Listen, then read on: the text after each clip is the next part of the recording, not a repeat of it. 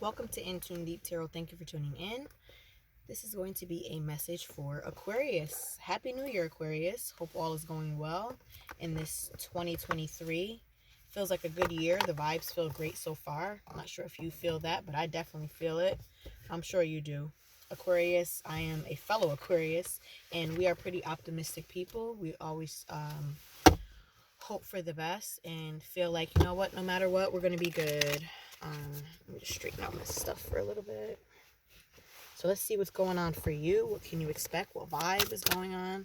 And here we do. We have a Council of Light already. It says divine orchestration, helpers in the subtle realms. I feel like a lot of you are connecting or being guided by your ancestors or guardian angels right now. So you are walking a very blessed path. I feel like just from this you are really tapping into your best you yet. We have a lot of ascended masters in this picture here. It says helpers in the subtle realm. So I feel like there's a lot of beautiful paths that are being paved for you at the current moment, and you're walking through them. And I think the best way for you to bask in that is deep replenishment. Make sure you're taking care of yourself. It says deep replenishment, retreat, rest, and be held. This is also a reminder to be very present, not to worry too much about the past, not to worry too much about the future, and just be. Nothing more to say, but just be. And we also have unbound. It says releasing soul patterns, contracts, and past lives. So I feel like things that have happened in the past, in order to ascend even more than you already are, being on this higher vibrational path, you have to release some patterns, soul contracts, and past lives. And you know, from my teaching, from my learning from spiritual teachers that I listen to, a lot of these things can be done in meditation, done with visualization in your mind, literally picturing yourself connected as if you were had an umbilical cord to someone else, and visualize it being cut by you or cut by God, that you are no longer bound to a situation, bound to certain habits. You could say, you know, I'm cutting the cord between myself and cigarettes. I'm cutting myself the cord between myself and unhealthy living, unhealthy eating, no longer working out anymore. I'm cutting myself from my lower self and my lower habits. Bottom of the deck, we have leap. You go first. The universe will catch you. Understand you are always being divinely guided and divinely supported. All right, so let's go to the tarot. I'm going to use one of my newer decks, the Fountain Tarot. Such a beautiful deck. The author of this deck actually hand painted on canvas all of these cards and digitized them and turned them into a deck, which I think is beautiful. I think I collect a lot of cards simply for the art. A lot of art and beautiful vision go into a lot of these decks. We have the Six of Swords. Aquarius, this is air energy, Gemini, Libra, Aquarius. A lot of you are traveling, could be traveling to see an air sign, could be traveling to come see you. Again, that's air energy, Gemini, Libra, Aquarius. We have Five of Wands. There was some sort of conflict that was going on, or maybe some conflict you are trying to move away from, some conflicts others are moving away from. I feel like in this year you're moving away from conflict. Aquarius folks, we don't like conflict, so I think we're sailing away, so to speak, from things that no longer serve us, things that are conflicting. If you can see these two cards, sailing away from things that no longer serve us, things that we have to fight for freedom, fight for, you know, your voice, fight for things in your career, fight for forward movement and progressing in life. More divine messages for Aquarius. Temperance. Cards are falling. I feel like you are now in this temperance energy going into this new year.